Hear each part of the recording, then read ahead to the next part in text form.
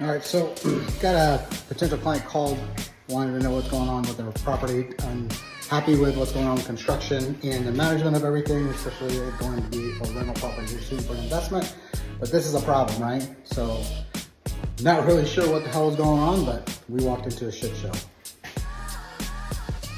All right, so we're down in the basement, right? Again, this is probably, the most of it is kind of shoddy work, but like I said, somebody was supposed to be here working, managing this property and the job, but as you can tell, like, there's water here. Okay, yeah, maybe water broke, not a big deal. It happens, right? Shit happens, but here we go.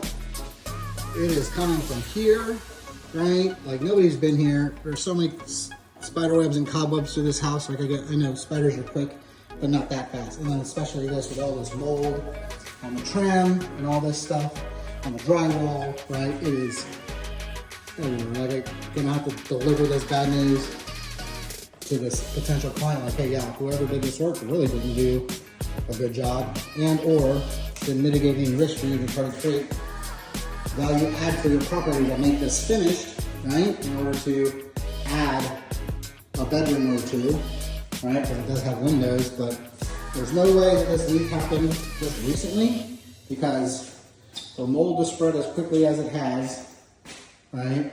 There's no way. Like, I'm not a scientist, right? I'm not Bill Nye the science guy, but I'm also not an idiot. And I know that, like, hey, this is not doing good, right? Oh, this is just the beginning. Gotta check out what's going on upstairs.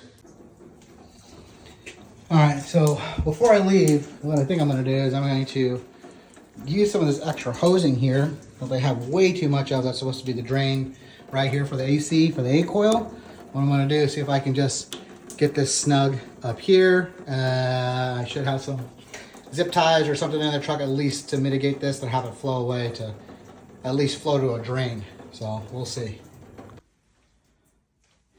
All right, so after doing a little bit more further investigation, trying to see where this water was coming from, thought it was coming from here. I looked up, and this line was right here bent. So it looks like it was connected here, or for whatever reason it's been bent, right? And then, you know, pretty easy stuff. No rocket scientist, just follow the line, because again, here's the refrigerant line for the AC, right? This line is up here, and then it just goes to here, and just shut it off, right? So now that stopped it. Like, I mean, that pretty much is like a super simple thing to do, and have no idea why nobody did it or whatever the case may be, but I'm sure this owner is not gonna be super happy. But luckily, didn't have to use any zip ties. Thought I was gonna have to do some zip tie stuff. So that's a bummer. All right. And of course, the also one more tall tale thing of nobody really being here to look at anything other than everything else is this, right?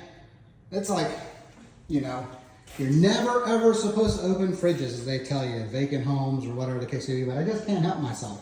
Right? I already opened it, so I already know what's inside here, right? But, you know, I went ahead and opened it, and of course, like, this is gnarly. Just pretty nasty. So whole fridge is no good. Like, again, if this guy wants to keep this fridge, well then, definitely a decline for us, right?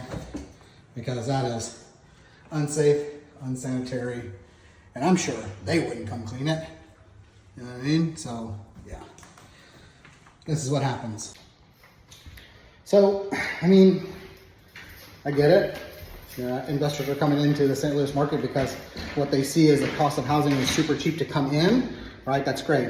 A lot of trends that I've been seeing lately is that they're being told Section 8 is going to pay this crazy enormous exorbitant amount based off of the FMR, which is on the website. You are correct. That is like kind of like their bench, but they don't understand that St. Louis market has all these little municipalities, and then they also don't understand that in order to have that, whatever it is, $1,300, $1,400, $1,200 a month rent, right? Because I don't really look at the FMR. I think it's just garbage. Is that there has to be comps, because now the Housing Authority, Section 8, right? They have people that do market analysis to make sure that the rent list price is correct for the area, right? The condition of the property, so on and so forth, right? And then negotiate. The other caveat that people are either not being told, right? And or forgetting is that they can't get over 40% of their income.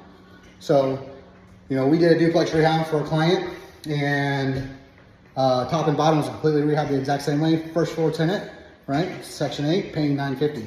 Second floor person that we got in, guess what? They're only paying $825. That is because of their income. Now, what ends up happening with this is like, well, that's fine. We tell our client, like, listen, it's okay, I get it, you know, but we told you this may not happen. What we'll just do when it's time to renew their lease, again, there's a timeline when you have to submit this, folks, is that we will turn in a rent increase form, right? Based off the recommendations of the current area of rent, right? We will provide a recommendation for the client anywhere between 5 to 7%, even if they're way under market value of the area, just because we know that Section 8 will approve an increase like that where it's not egregious, right? And then we keep good working relationship with Section 8, right? I understand that people are coming into this market because, again, they think it's cheap, but the rehabs are more expensive. Cost of labor is more expensive, right? St. Louis is union. If you want to get licensed trades and make sure they pass and pull permits, right? Or we'll pull the permits and they have to be able to put their permits on because we'll pull an integrated permit, right? Is that they still have to be able to get it signed off. So, you know, you guys do whatever you want, investors or whoever, right? It's still America. I woke up this morning, still America, right? You can do whatever you want, but you will pay the piper at the end of the day, right? Most people tell you that if you're going to spend the money, do it right once, because guess what? I tell clients all the time, it's going to cost you three times more than what you already paid. One, because we got to fix everything. I was going to use another word, but going to fix everything, right? Got to make sure everything that was done, that they did, was done correctly, and then refix it to make sure it's going to pass inspections and meet codes, right? So again, tell clients another thing, like you can have it 3 ways. I'm not the one who made this up, right? We do things 3 ways. We do it fast, we do it good, we do it cheap. You can only pick 2, right? So do the math. It ain't that hard, but you get what you pay for.